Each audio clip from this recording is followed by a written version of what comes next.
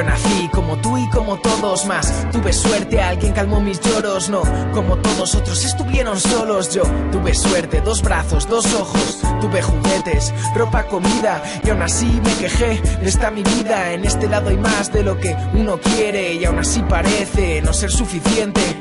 Nos matamos por tener lo que no necesitamos. Engañamos y mentimos y estafamos. Y nos quejamos y hablamos de justicia. Y otra vida se disipa por no tener comida.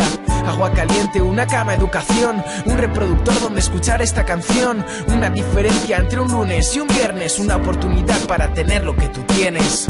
Y solo quiero poder sonreír, tener una razón para seguir, luchando porque todo el mundo tenga una oportunidad. Y solo quiero poder sonreír, tener una razón para seguir, luchando porque todo el mundo tenga una oportunidad. Una oportunidad. Una oportunidad. Una oportunidad.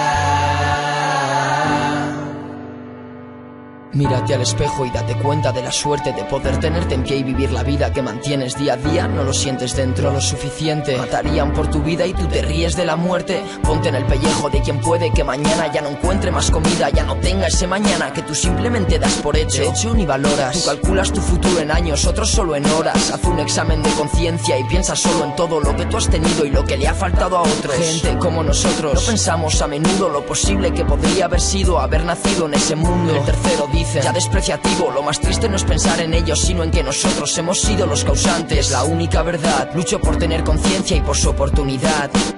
Y solo quiero poder sonreír, tener una razón para seguir, luchando porque todo el mundo tenga una oportunidad. Y solo quiero poder sonreír, tener una razón para seguir, luchando porque todo el mundo tenga una oportunidad. Una oportunidad. Una oportunidad. Una oportunidad.